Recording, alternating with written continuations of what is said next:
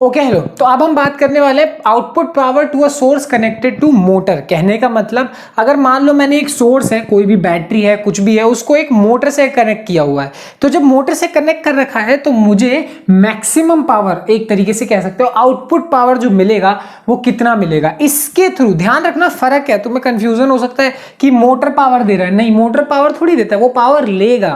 तो ये इसको कितना पावर दे सकता है हम उसकी वैल्यू निकालने वाले हैं। तो पावर, अब तुम्हें आउटपुट पावर की वैल्यू निकालनी है तो बहुत सिंपल सा हमारे पास फॉर्मूला होगा। और वो क्या फॉर्मूला होगा, देखो P इज इक्वल टू क्या होने वाले, ई आई, मतलब ई हमारे पास ईएमएफ हो गया और माइनस आई स्क्वायर आर। ठीक है, अब देखो ये फॉर्मूला कहां से आया, बड़ी सिंपल तरीके से समझो।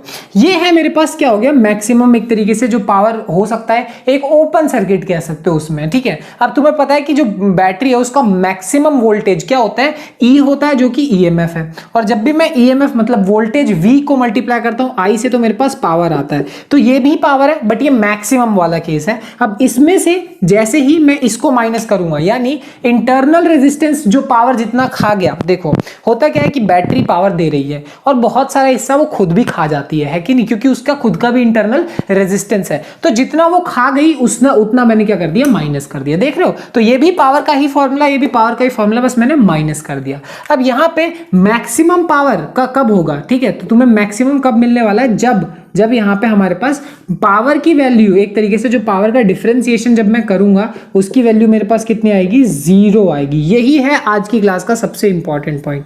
देखो मैक्सिमम पावर मुझे तब देखने को मिलेगा जब मैं उसका डिफरेंशिएशन करूंगा करंट के रिस्पेक्ट में और आंसर कितना आएगा, 0 आएगा।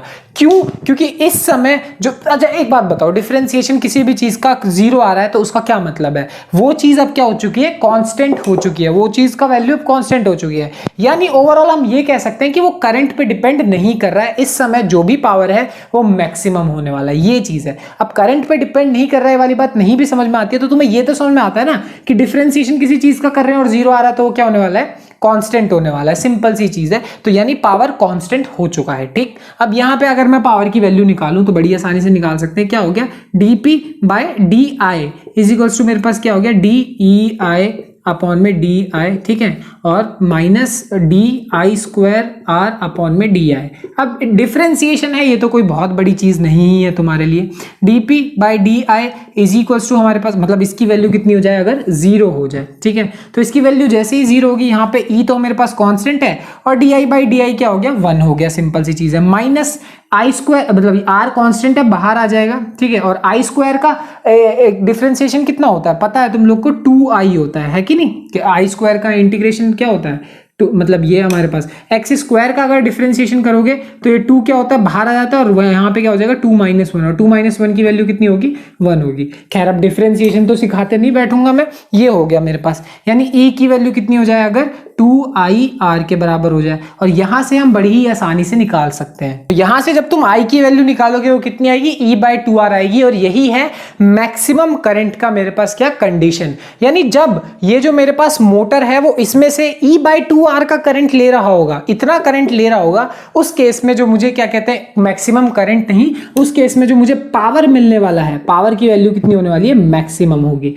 समझ में आ गई बात, ये बहुत इंपॉर्टेंट चीज है। तो अब अगली चीज यहाँ पे जो हमें जाननी है वो क्या है, रिलेशन बिटवीन ईएमएफ और बैक ईएमएफ। अब तुम्हें ईएमएफ तो पता है जो बैटरी दे रही है, ये बैक ईएमएफ का क्या मतलब होता है। यहाँ पे देखो होता क्या है कि जो भी हमारे पास एक तरीके से डिवाइस है, जो कि हम मोटर यूज कर रहे हैं यहाँ पे, अब जो मोटर है जब मैं उसमें ईएमएफ दूंगा तो वो क्या होगा, वो थोड़ा बहुत उस ईएमएफ को अपोज करने की कोशिश करता है, उसको मना करने की कोशिश करता है, वो नहीं चाहता वो ईएमएफ उसमें से पास हो, थोड़ा बहुत उसमें वो होता है। अब इस चीज के बारे में बहुत डिटेल में तो हम आगे के एक चैप्टर में पढ़ेंगे, बट इतना समझ लो कि वो अपोज करने के चक्कर में एक उल्टी डायरेक्शन में एक काउंटर ईएमएफ बना लेता है। जैसे ये मेरे पास एक ईएमएफ है, इलेक्ट्रोमोटिव फोर्स, ये क्या बना लेता है, एक काउंटर इलेक्ट्रोमोटिव फोर्स बना लेता है उसको अपोज करने के लिए। और उसी चीज को हम अब क्या करने वाले हैं, एक रिलेशनशिप फाइंड करने वाले हैं कि जो मोटर ईएमएफ को अपोज कर रहा है और जो हम ईएमएफ दे रहे हैं उन दोनों के बीच में क्या रिलेशनशिप होगा। सिंपल सी चीज है, इस ईएमएफ को अगर मैं ई मानूं और इसको मैं ई डैश मानूं तो सॉल्व करके देखते हैं। तो अब मेरे मेरे पास V is equals to, simple सी बात है, ओम्स लॉ वाला V is equals to I R होता है, बट यहाँ पे मेरे पास EMF की वैल्यू कितनी है, हमारे पास EMF की value E minus E dash. क्यों? क्योंकि ये मैंने दिया है और ये उसने अपोज किया है उल्टी डायरेक्शन में एक तरीके से, तो उसने अपोज कर दिया तो थोड़ा सा कम हो गया, प्लस I कितना है, करंट कितना है वो जानना, और हमारे पास रेजिस्टेंस, इंटरनल रेजिस्टेंस। अब तुम बोलोगे एक्सटर्नल रेजिस्टेंस क्यों नहीं लिया, क्योंकि इस केस में जो एक्सटर्नल रेजिस्टेंस है उसकी वैल्यू कितनी है, 0 है। एक्चुअली लगभग क्या होती है, नेग्लिजिबल लेके चलते हैं, ठीक है, हम तभी केस लेके चल रहे हैं जब हमारे पास जो एक्सटर्नल रेजिस्टेंस है उसकी वैल्यू लगभग 0 हो, तभी हम लेके चल रहे हैं। ऐसा नहीं है कि हम उसकी वैल्यू मान के नहीं कर सकते, बिल्कुल कर सकते हैं, बट इस केस में रेजिस्टेंस की वैल्यू 0 है, ठीक है। अब यहाँ पे अगर मैं I की वैल्यू निकालूं तो वो कितनी हो जाएगी, E minus E dash upon में R। और अभी हमने 2 मिनट पहले ही एक मैक्सिमम आउटपुट पावर की कंडीशन में ये देखा कि वो तब मैक्सिमम होगा जब करंट की वैल्यू मेरे पास क्या होगी, E/2R के बराबर होगी, ठीक है। तो ये कंडीशन अभी हमने डिराइव करी, तो एक तरीके से कह सकते हैं ये मेरे पास इक्वेशन 1 और ये इक्वेशन नंबर 2 ये भी हमने निकाला है। तो यहां से अगर मैं इन दोनों को इक्वेट करूं, यानी E